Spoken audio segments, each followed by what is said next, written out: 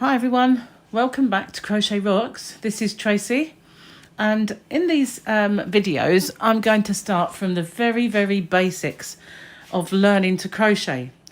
I have done some beginners videos before, but it didn't really dawn on me until recently that when I've seen beginners videos, they kind of, I don't know, they don't start from the absolute start of it all, when you don't know what yarn to get, when you don't know what hook to get, and where everything is completely alien, holding it is completely alien.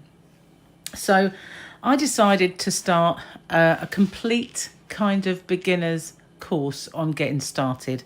So this is the yarn that I'm going to use for the tutorial, and it is an Aran weight.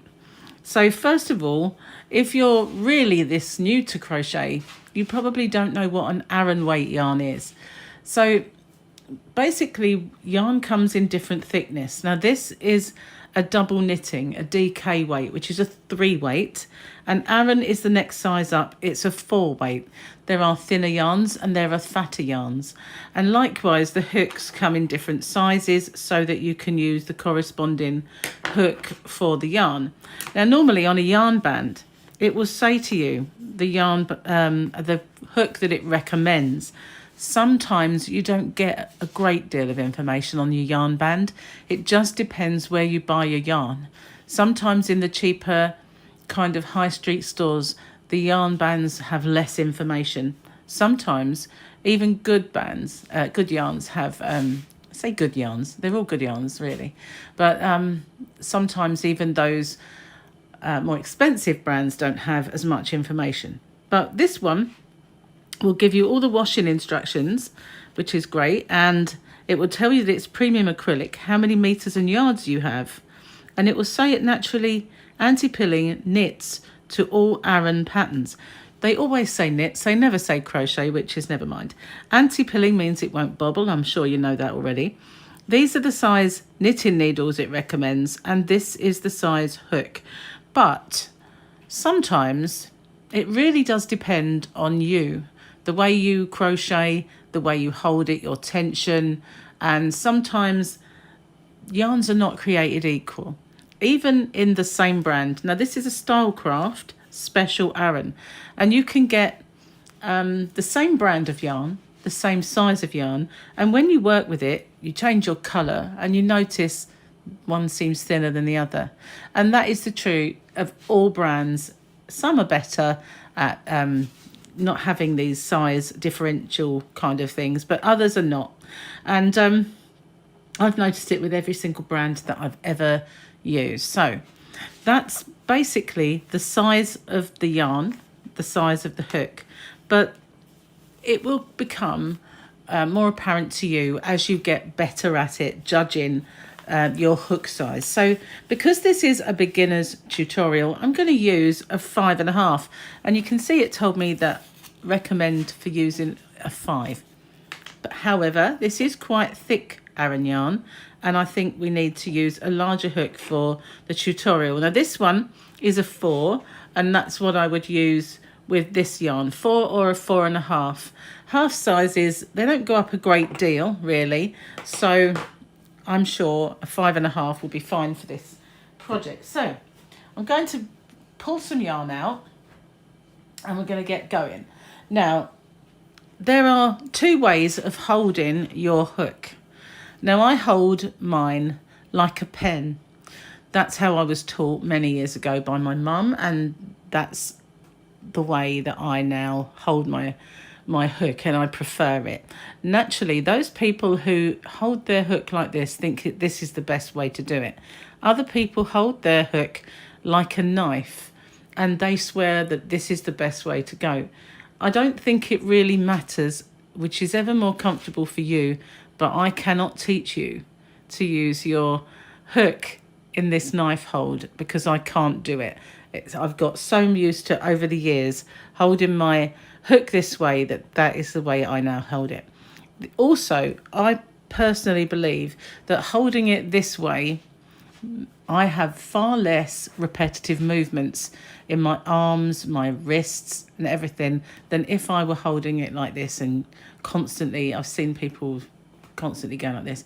Well, mine just moves like this. So I have far less repetitive movements, and I think that causes less strain. But if you're happy holding your hook like a knife, then that's the way you must do it. So how to do a slip knot. You'll see people teach you to wrap this yarn around your finger, but I never have done it that way. I was taught just to make a loop like this and take the yarn behind it and pull it through and then pull. I'll show you once more. Make a loop. So we've just got a basic loop. We put the yarn through. You can do that with a hook if you want, and pull. So we have a slip knot. And we put our hook inside. Now, tension, that's something that will come to you over time, and it will, just like when you're learning to drive and everything is too much all at once, but very, very quickly it all becomes second nature. That is the same thing with crochet, because at the moment you're thinking about holding your hook, holding your yarn, getting your tension right, how to do it. All those things are buzzing around in your head, and it kind of is overwhelming. But it's not really. Once you get going, anything that you repeat over and over and over again becomes easier. So the trick is not to make your chain, which is how we start. Not always. There are other things we do, and I'll get to those later on. But when you're first starting and you're going to make any length of crochet, you'll be making a chain. And the trick is not to make this chain too tight, because there is a tendency, if you're holding it, you can actually make it too tight. If you find you're one of those people that make your chain tight, then you can use the next size up crochet hook to make your chain. Then change it over and do your crochet with the size that you're meant to do it with. It just helps keep your chain not so tight. So let's get on to how you hold your yarn. Now, I've seen people on here, they'll loop it around their finger. Some hold it up like this, loop it around their little finger. I don't know how they get on with that. I really don't. But I just hold what's kind of dangling here, and this just goes in between my two fingers, my ring finger, my middle finger.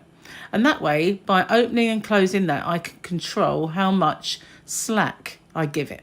So basically, your tension really just means how much slack you have in your yarn. So I choose to hold it there, and I can just apply a little bit of pressure.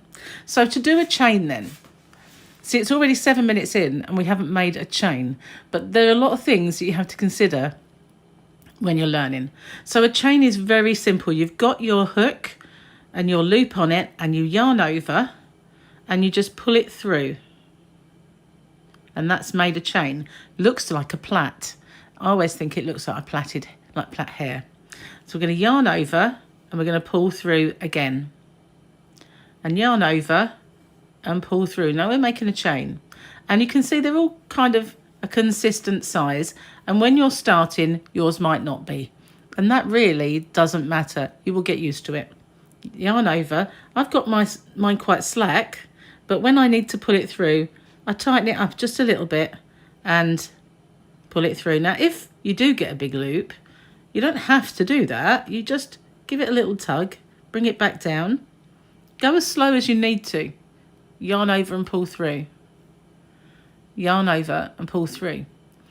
Now, whether you're following a tutorial or a pattern, it will give you a number of chains to make. And it might say something like you need a multiple of 4 plus 2. That just means the pattern you're going to use makes up with a multiple of 4 stitches, and then you do an extra 2 right at the end, because that will become your turning chain.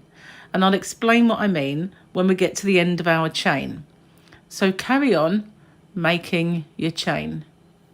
And this is very boring, actually, if you've got a lot to do, but it's a means to an end.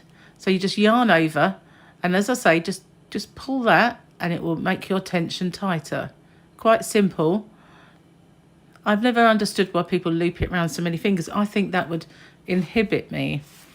But, you know, if that's how people feel comfortable doing it, then there's no right or wrong way.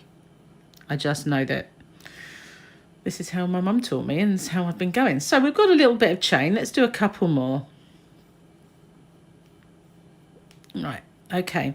We've got a length now of chain. It's not massive. We don't need a massive one to start off with. So I'm going to show you how to do, from this moment on, a UK double crochet, which is a single crochet in the US. So that's what I'm going to do next. So I'm going to end this video right here, and the next video will be showing you how to make that stitch.